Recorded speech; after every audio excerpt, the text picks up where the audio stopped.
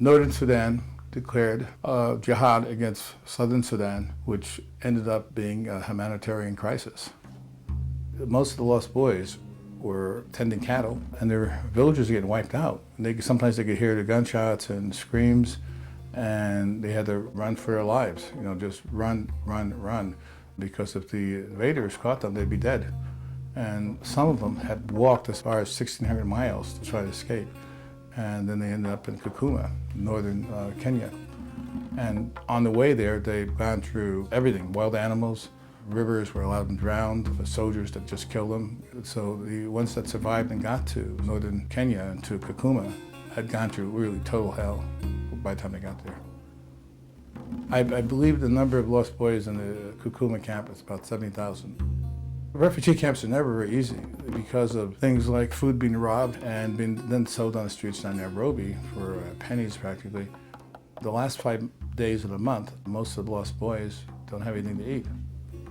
Some have to eat leaves off trees. It's pretty tough, and they have such a great spirit. But the Lost Boys, like some are 28, they've been there a long time. And they have like a community where the older boys teach and take care of the younger boys, and they do pretty well when they're brought to a community where they're given half a chance. They grow.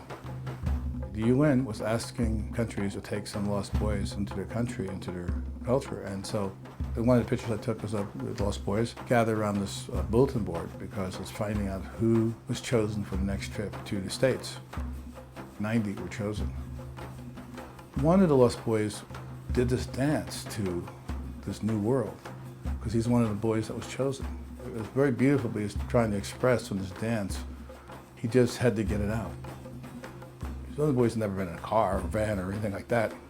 They were getting out of bed, they all had the same expression: deep sadness. Some of them have grown up with their friends, and now they know they're going to be going to the new world. They're given phone numbers of people who have made the trip before in the country. First, we flew from Kakuma to Nairobi, and they got on the plane, and then they had to be taught how to use the belt buckle. And then, as the plane was getting ready to go, I took a picture of this one boy looking at me like, "What next?" His eyes wide open. What's going to happen now, And then the plane takes off, and they're like, "Whoa!" His stomach just whips away. And these guys are doing it for the first time, and adjusting rather quickly, And they're all ready to go on the next leg of the journey to Brussels, and then from Brussels to New York. Then I went with two groups, one to Pittsburgh, and the other group to Syracuse. And it was like stranger in a strange land. I mean, it was the hardest thing, though, trying to photograph what seems so normal and trying to capture the essence of this unsettledness and yet maybe some kind of safety for the first time. When they arrived in these new communities, Catholic Relief Agency and some other agencies were there to help them get situated, a place to live. Some places had jobs set up for them. They had these classes on what's this new place like. It's a slow process, and yet it's a very quick process, because these guys have gone through all kinds of hell, and this has got to be like heaven to a certain extent, It was interesting because things that we don't think about, like turning on a light switch, is like a miraculous thing. What is this? I mean, how do you get the light to come on? And it had to be shown, the light bulb, the switch. The 9/11 effectively stopped everything, And I remember one of the Lost Boys that just took me by the hand and said, "Please don't forget me." So it's like, oh boy. I know the UN is going to be doing what they can, and there's places like Catholic Relief Agencies who I think will try to do what they can do.